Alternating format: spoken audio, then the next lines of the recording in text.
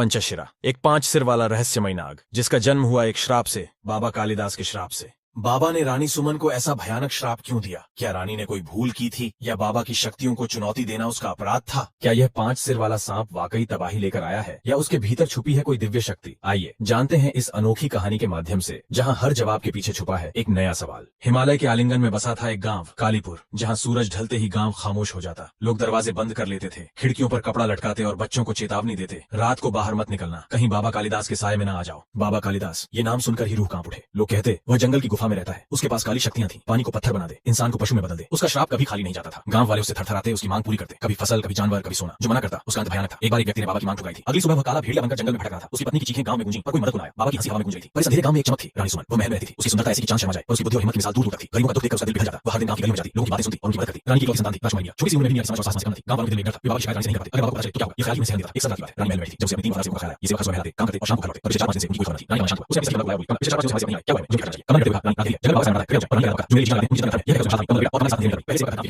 मुझे तो अंदर बात सही, उसे बात जो बात से उसको कहा, रानी ये रहा और देखा, रानी ये 5 दिन बाद उसने कहा, मेरी रानी के लाने है, उसे क्या हुआ? मैं नहीं था, वो रानी बात सुनती और ये और उसे बोला, इस चीज और ये 5 दिन बाद देव से बोला, तीसरे दिन बाद रानी की चीज से इस आगे वो एक सवाल पूछा, ये नहीं कर सकते, सो दिन आप दावा करते रानी आप मुझे नहीं बताया, पता चला बाबा को आया वापस नहीं नहीं सुना उसे कर दिया एक बार आगे आज के आज को चाहिए आगे कुछ नहीं और दूसरी चीज बात है रानी बात है आप सुन ये मैं मैं मैं कुछ नहीं करने वाला आप कुछ नहीं रानी खिड़की से झांका। वहां बाबा कालिदास खड़ा था। उसके हाथ में एक हवन कुंड था, जिससे काला धुआं उठ रहा था। धुआं हवा में एक विशाल सांप की आकृति बना रहा था। बाबा की आवाज गूंजी, रानी सुमन, तूने मेरे खिलाफ साजिश रची, अब तेरा अंत निश्चित है।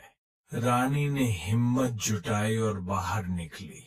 उसने कहा, बाबा, तुम्हारी शक्तियां डराने की हैं, मैं डरने वाली नहीं। अपने लोगों के लिए मैं हर सजा सह लूंगी। बाबा ने ठहाका लगाया। उसने हवन की आग में मंत्र डाले और रानी की ओर देखकर बोला, तेरे गर्भ से 5 सिर वाला नाग जन्म लेगा। वह इस गांव को राख कर देगा। तू हर पल अपनी बेबसी देखेगी। यह कहकर उसने हवन कुंड जमीन पर दे मारा। आग की लपटें उठीं और वह धुएं में गायब हो गया। रानी के पैर डगमगाए। वह जमीन पर बैठ गई। कमला ने उसे संभाला। रानी, यह क्या हुआ?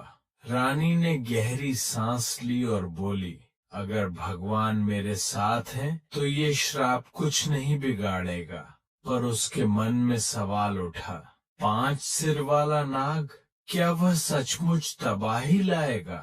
और क्यों बाबा ने ऐसा श्राप दिया? महीने बीते। रानी ने डर को दिल से निकाला और गांव की सेवा में लगी रही। वह मंदिर जाती, प्रार्थना करती और गरीबों का सहारा बनी। गांव वाले उसकी हिम्मत की बात करते, पर बाबा का डर बरकरार था। रानी गर्भवती थी। उसका पेट बढ़ रहा था और उसे डर था कि बाबा का श्राप सच होगा। फिर भी वह टूटी नहीं। एक रात रानी को प्रसव पीड़ा हुई। महल में अफरा तफरी मच गई। दाइयां दौड़ी। कमला और मीरा रानी के पास थीं। रानी दर्द से कराह रही थी। कुछ देर बाद एक सिसकारी गूंजी। दाइयों के चेहरों पर खौफ छा गया। वहां था एक 5 सिर वाला नाग। उसके सिरों की आंखें लाल थीं और शरीर से नीली चमक रही थी। दाइयां